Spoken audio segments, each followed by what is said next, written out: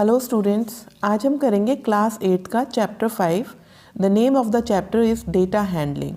This is my second part of this chapter और इसका first part का link मैंने इसके डिस्क्रिप्शन में दे दिया है। ठीक है, तो अब हम इसको शुरू करने से पहले सबसे पहले मैं बताऊंगी ऑर्गेनाइजिंग डेटा।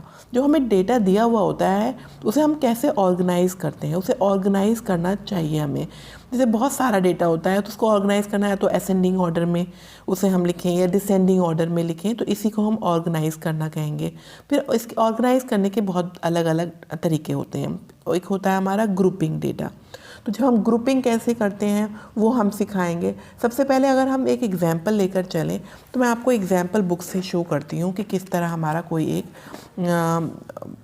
डिस्ट्रीब्यूशन दी हुई है तो हम कैसे मैनेज करते हैं। Given below are the number of children in 20 families. यहाँ पर 20 फैमिलीज़ हैं, उसमें अलग अलग नंबर ऑफ चिल्ड्रन दिए हुए हैं कि फर्स्ट फैमिली में 1 चाइल्ड है, सेकेंड में 1 चाइल्ड है, थर्ड फैमिली में 2 चिल्ड्रन है, 3 चिल्ड्रन है। इस तरह से हमें 20 फैमिलीज़ के नंबर ऑफ़ चिल्ड्रन दिए हुए हैं। इसको हम कैसे शो करें, किस तरह दिखाएं हम अगर इसको ऑर्गेनाइज करें, तो इसको हम ऑर्गेनाइज करने के लिए हमें एक फ्रीक्वेंसी डिस्ट्रीब्यूशन चार्ट बनाना होता है। ठीक है, फ्रीक्वेंसी डिस्ट्रीब्यूशन चार्ट क्या होता है, जैसे नंबर ऑफ़ चिल्ड्रन, जितने भी डिफरेंट नंबर ऑफ़ चिल्ड्रन है, जैसे 1 है, यहाँ 2 है, 3 है, 4 है, मैक्सिमम 5 है, वो सब हमने यहाँ पर शो कर दिए हैं 1 2 3 4 एंड 5 तक। फिर टैली मार्क्स आते हैं। टैली मार्क्स क्या होते हैं, जैसे 1 है, फर्स्ट फैमिली के 1 चाइल्ड है तो 1 चाइल्ड के आगे हमने एक लाइन लगा दी। फिर सेकेंड के आगे हमारा फिर फैमिली के पास 1 चाइल्ड है, फिर इधर एक लाइन लगा दी। यहाँ पर 2 है तो 2 के आगे एक लाइन लगा दी। इधर 3 है तो 3 के आगे एक लाइन लगा दी। इसी तरह जाते चलते चलते हम 20 फैमिलीज़ को कवर कर लेंगे। कवर करते करते यहाँ क्या होता है, जब 4 लाइन्स होती हैं और 5th लाइन के लिए हमें इस कैटेगरी में आ रहा होता है तो हम इसको क्रॉस कर देते हैं, तो ये एक 5 का बंडल बन जाता है। और जैसे 5 हो गया कंप्लीट, जैसे सेकंड ग्रुप में हुआ है तो 5 और 6 का हमारा ये होता है, हमें इजीली काउंट कर लेते हैं, 5 + 1 6 हो गया। तो ये इसकी फ्रीक्वेंसी आ गई कि जो नंबर 1 जिनका चाइल्ड है, जितनी फैमिलीज़ का 1 चाइल्ड है उसकी फ्रीक्वेंसी 5 है, मतलब वो 5 फैमिलीज़ हैं। 2 जिनके पास चिल्ड्रन है उतनी नंबर ऑफ़ फैमिलीज़ 6 हैं। 3 चिल्ड्रन जिनके पास हैं वो है नंबर ऑफ़ फैमिलीज़ 4 है। तो ये हमारी पूरी फ्रीक्वेंसी आ गई है। जब मैं सारी फ्रीक्वेंसीज़ को यहाँ ऐड करूँगी तो पूरी टोटल फैमिलीज़ 20 है वो आनी चाहिए। ये हम चेक कर सकते हैं कि हमने सही बनाया है या नहीं। लेकिन अब क्या होता है कि अगर इस तरह का हमारे पास डेटा तो क्या है इसमें, अगर कोई इस तरह का डेटा होता कि 1 2 3 4 5 के अलावा 8 भी होता, 9 भी होता, 10 भी होता, 100 भी होता, तो क्या हम इतना बड़ा चार्ट तो नहीं बना सकते थे। उस केस में हमें क्या करना पड़ता है, ग्रुपिंग करनी पड़ती है। तो ग्रुपिंग डेटा उससे हम ऐसी चार्ट बनाएंगे जिसमें ग्रुप्स बनाएंगे। उसका एग्जाम्पल देखिए आप, यहाँ पर दिया हुआ है the marks obtain bye 30 students of a class in a monthly English test out of 50 are as follows। यहाँ पर 30 स्टूडेंट्स दिए हुए हैं। ठीक है,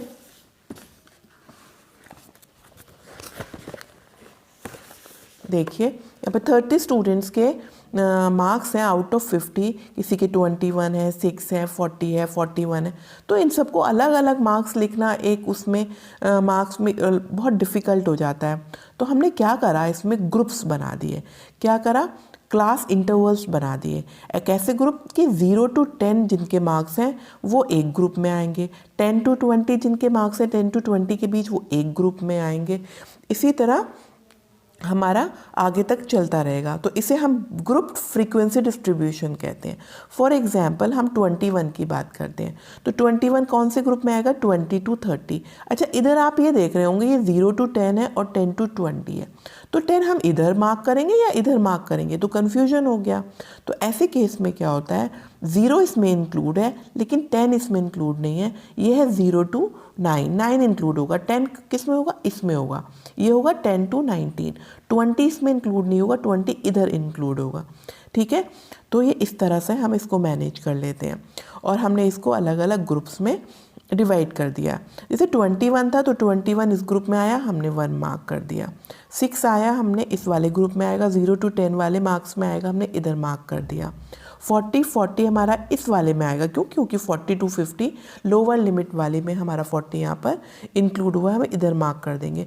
तो इस तरह करते करते हमारे नंबर ऑफ़ स्टूडेंट्स आ जाएंगे, मतलब नंबर ऑफ़ स्टूडेंट्स आएंगे फ्रीक्वेंसी, मतलब 0 to 10 की कैटेगरी में कितने स्टूडेंट्स हैं जिनके इतने मार्क्स हैं, वो हैं 6 स्टूडेंट्स। इसी तरह 10 to 20 मार्क्स लेने वाले स्टूडेंट्स 11 हैं।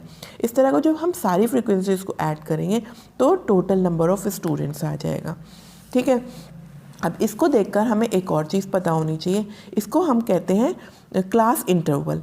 0 to 10, 10 to 20, 20 to 30 को कहते हैं क्लास इंटरवल्स। ठीक, अच्छा, इसकी जो लो इधर क्या होती है, ये लो 0 is the lower limit, 10 is इस वाली क्लास की, 10 इज़ द अपर लिमिट। इधर इस वाली क्लास की 10 is the lower limit, 20 is the upper limit. इस तरह ये 2 लिमिट्स होती हैं। Bigger number of the class is the upper limit, ये हो गया हमारा। अब हम आते हैं number of the observation following in a particular class is called the frequency of that class. ये मैं बता चुकी हूँ कि जो नंबर ऑफ ऑब्जर्वेशन है जो इस कैटेगरी को बिलोंग कर रहा है वो उसकी फ्रीक्वेंसी होती है। ठीक है, अब हम आते हैं क्लास साइज और क्लास विड्थ। क्लास विड्थ क्या होती है, मतलब 10 - 0 = 10। तो ये 0 to 10 की क्लास विड्थ क्या हुई, क्लास साइज हुआ 10। इसका भी क्लास साइज 22, 20 - 10 इज 10। तो सबका क्लास साइज सेम होता है। अब हम आते हैं क्लास मार्क में या मिड वैल्यू में। मिड वैल्यू कैसे निकालते हैं, इधर देखिए, मिड वैल्यू निकालते हैं हम lower limit plus upper limit divided by 2। अगर हम इस क्लास की बात करते हैं, लोअर लिमिट क्या है, 0 + 10 डिवाइडेड बाय 2। तो 0 + 10 डिवाइड बाय 2 क्या होगा, 5 होगा। तो ये इसका मिड वैल्यू होगा। ये हमें क्लास मार्क भी कहते हैं या मिड वैल्यू भी कहते हैं। ठीक है, अब इससे रिलेटेड हम क्वेश्चंस करते हैं। तो अब क्वेश्चन हमें दिया हुआ है, ये हम क्वेश्चन करेंगे। Example, construct a frequency distribution table for class size 10 for the following data. अब ये बहुत सारे डेटा दिए हुए हैं, उन्होंने ये दिया हुआ है क्लास साइज हमें 10 को लेकर हमें एक फ्रीक्वेंसी डिस्ट्रीब्यूशन बताना है। तो सबसे पहले तो हमें जो सबसे छोटी ऑब्जर्वेशन है वो फाइंड आउट करते हैं। सबसे छोटी मतलब स्मॉलेस्ट ऑब्जर्वेशन। ठीक है, कौन सी है चेक करते हैं। यहाँ 15, 11, 10, 7, 7, 7, 5 से छोटी अब देखते हैं हम कुछ है या नहीं। 5, 3 है यहाँ पर, 3 से छोटा कुछ नहीं है। तो स्मॉलेस्ट ऑब्जर्वेशन क्या हुई यहाँ पर, 3। और ग्रेटेस्ट लार्जेस्ट क्या हुई, लार्जेस्ट ऑब्जर्वेशन हमारी यहाँ पर है 15, 28, 42, 42 से बड़ी। अब हम देखते हैं 42, 42, 45, 49, यहाँ पर 49 आ गया। ठीक है, तो हमें क्या बनाना है, क्लास साइज हमें 10 लेना है और जिसमें 3 भी आ जाए और 49 आ जाए। 49 से बड़ा हमें कोई नंबर नहीं चाहिए, 3 से हमें छोटा नंबर नहीं चाहिए। तो हमें क्लास साइज कैसे बनाएंगे, और जो कि 10 उसकी क्लास साइज होगा, मतलब क्लास इंटरवल्स जो बनाएंगे, मतलब हम क्लास साइज बना सकते हैं class intervals will be 0 to 10, क्योंकि क्लास साइज उसने 10 दिया हुआ है, 0 to 10, 10 to 20 and so on. ठीक है, अब हम इसको करते हैं कैसे हम इसे सॉल्व करेंगे। तो हमने बना लिया, हम लिखेंगे यहाँ पर class interval, tally marks and frequency. तो क्लास इंटरवल्स क्या हुआ है हमारा, 0 to, अभी मैंने बताया था 0 to 10, 10 to 20, 22, 30, 32, 40 एंड 42, 50। क्यों 50 तक ही जाएंगे हम, क्योंकि 49 लार्जेस्ट ऑब्जर्वेशन थी, तो उसके आगे तो हमें कुछ आएगा ही नहीं, तो हम यहीं पर स्टॉप कर लेंगे। अब हम देखते हैं टैली मार्क्स। इसकी हमारी फर्स्ट ऑब्जर्वेशन है 15। ठीक है, फर्स्ट ऑब्जर्वेशन 15 कौन से में आएगी, यहाँ पर आएगी। तो 15 की टैली मार्क हमने यहाँ पर 1 मार्क कर दिया। फिर है हमारी 11 भी इधर ही आएगी। फिर है हमारा 10 भी हमारा इधर ही आएगा, क्योंकि 10 इधर इंक्लूड नहीं होगा, इधर ही होगा 10। अब आए 7 यहाँ पर आएगा। फिर है 28, 28 किधर आएगा, इस वाली कैटेगरी में आएगा। 42 यहाँ पर आएगा, 22 यहाँ पर आएगा, 16 इधर आएगा, 35 यहाँ पर आएगा, एंड 5 यहाँ आएगा, 12 को हम यहाँ क्रॉस कर देते हैं, 5 हो गया है, 31,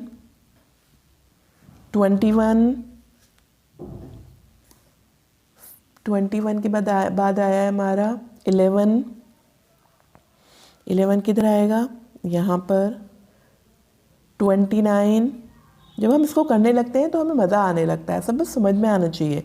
25 इसको क्रॉस कर देते हैं।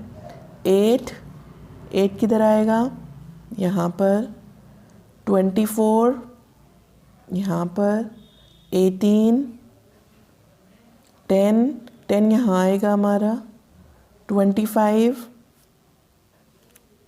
6 and 11, 14, 16, 23, 3, 45, 15, 35, 33, 14, 8, 27, 11, 19, 30 आएगा हमारा यहाँ पर, 22, 49 एंड 9। ठीक है, तो यहाँ पर हम लेंगे फ्रीक्वेंसी। यहाँ पर फ्रीक्वेंसी इसका 0 to 10 कैटेगरी में है 7, यहाँ पर आए 15, 10, 5, 3। ठीक है, इसका हम टोटल करें तो टोटल करिए, 5 + 7 12, 12 + 17 17 एंड 3 20 का 0 और यहाँ पर 20 2 3 एंड 4 40। ठीक है, तो आया हमारी 40 ऑब्जर्वेशंस थी हमारी ये। तो ये हमने फ्रीक्वेंसी डिस्ट्रीब्यूशन टेबल बना दिया, ग्रुप फ्रीक्वेंसी डिस्ट्रीब्यूशन टेबल। ठीक है, ये हमारा क्वेश्चन था। ठीक है, इसी तरह से अब आप और क्वेश्चंस कर सकते हैं। एक और क्वेश्चन कर लेते हैं आपकी प्रैक्टिस के लिए। Following table shows the distribution of marks of students. यहाँ पर आपको एक टेबल दिया हुआ है, उसके अकॉर्डिंग आपको आंसर्स करने हैं। मार्क्स मतलब क्लास इंटरवल दिया हुआ है एंड नंबर ऑफ स्टूडेंट्स दिया हुआ है, मतलब फ्रीक्वेंसी दी हुई है। 30 to 40 कैटेगरी में 12 स्टूडेंट्स हैं, 40 to 50 कैटेगरी में हमारे 13 स्टूडेंट्स हैं, और 50 to 60 में 4, 60 to 70 में 15 एंड 70 to 80 में 6। अब क्वेश्चन देखते हैं इसके क्या क्वेश्चन दिए हुए हैं। What is the lower limit of class 60 to 70? Clearly 60 is the lower limit, 60 is the lower limit. What is the class size? Class size क्या होगा, हमें मालूम है, upper limit minus lower limit will give you the class size. So 10 is the class size. ठीक है, how many students gate 60 और more than 60 marks? इधर देखिए 60 एंड मोर देन 60 इन दोनों कैटेगरीज में आ रहा है। तो आप क्या लिखेंगे, students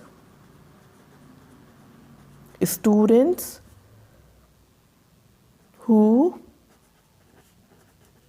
get 60 or more than 60 marks lie in the interval 60 to 70 and 70 to 80 is equals to 15 plus 6 is equals to 21। ठीक है, इसी तरह how many students get less than 60 marks? Less than 60 marks मतलब इस वाली कैटेगरी में, ये वाले सारे के 60 to 70 है, ये 60 से लेस देन मार्क्स वाली कैटेगरी में। तो हम क्या लिखेंगे, students who get less than 60 marks lie in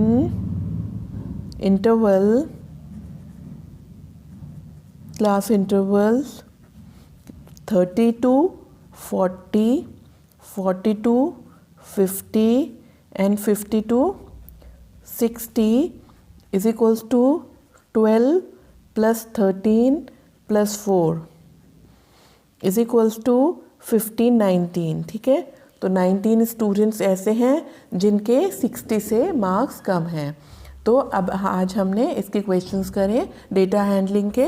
next time हम आपके लिए दूसरा एक और टॉपिक लेकर आएंगे इसी चैप्टर का। और अगर आपको मेरी वीडियो अच्छी लगी है, कोई चीज़ समझ में आई है, तो इसको प्लीज़ सब्सक्राइब और लाइक ज़रूर करिएगा।